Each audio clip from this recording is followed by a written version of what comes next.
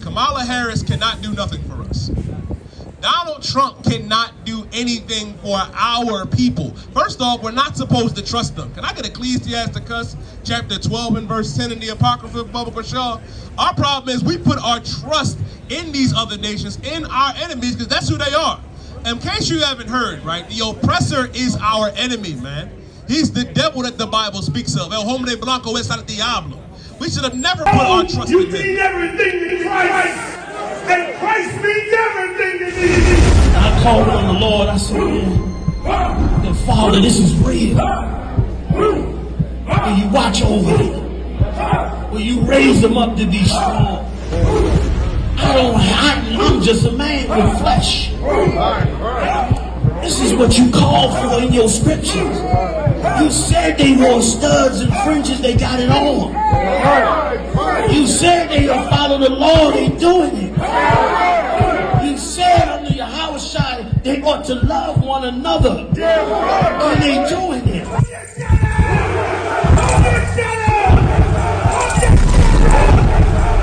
You know that separation is in the Bible? Give me Leviticus 20 and verse 26. We are not supposed to be joined together all kumbaya with this oppressor that has done monstrous things to the children of Israel who are on this 12 tribes chart, man. If you are on this 12 tribes chart, you are God's chosen people, and the Most High loves you, man. This is our opportunity to get right. This is our time to separate from these heathens because they've never had our best interest in heart.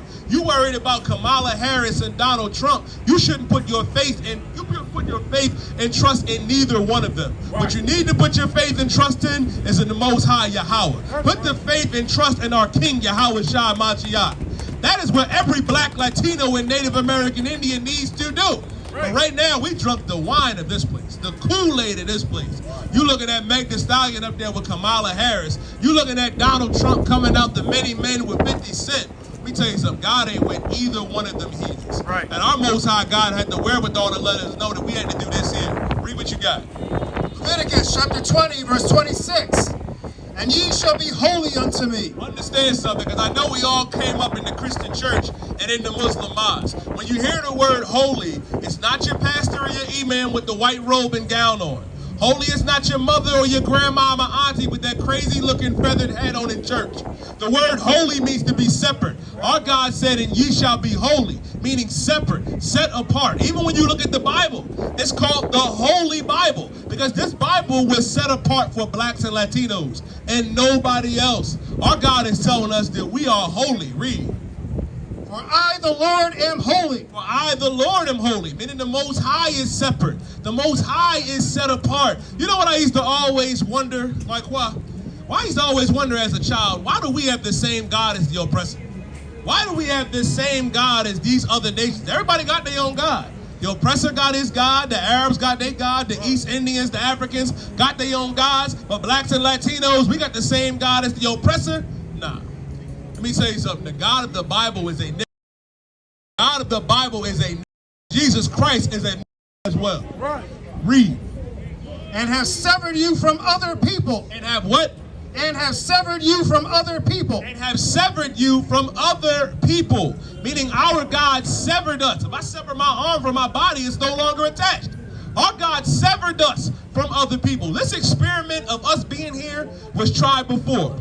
In Babylon, we were all together with these other nations. When we was in, not just Babylon, Mike, what? We was in Babylon. We was with the Persians and the Medes. We was with the Greeks and the Romans. We still with the Romans. Rome now is America. Right. Listen, America is Rome on steroids. That's what it is. And our God said that he has severed us from other people. Why? That ye should be mine. That ye should be mine. Because we belong to the Most High. That's who we belong to. We shouldn't put our faith and our trust in these other nations because that has always been to our detriment. If you need to understand something, right? Kamala Harris cannot do nothing for us. Donald Trump cannot do anything for our people. First off, we're not supposed to trust them. Can I get Ecclesiasticus chapter 12 and verse 10 in the Apocrypha, Bubba Shaw? Our problem is we put our trust in these other nations, in our enemies, because that's who they are. In case you haven't heard, right, the oppressor is our enemy, man. He's the devil that the Bible speaks of. El hombre blanco es el diablo. We should have never put our trust in him, man. Never putting our trust in Kamala Harris, because neither one of them care about our people. You worried about what's going on with Israel and Palestine and in Africa. What about the blacks and Latinos right here?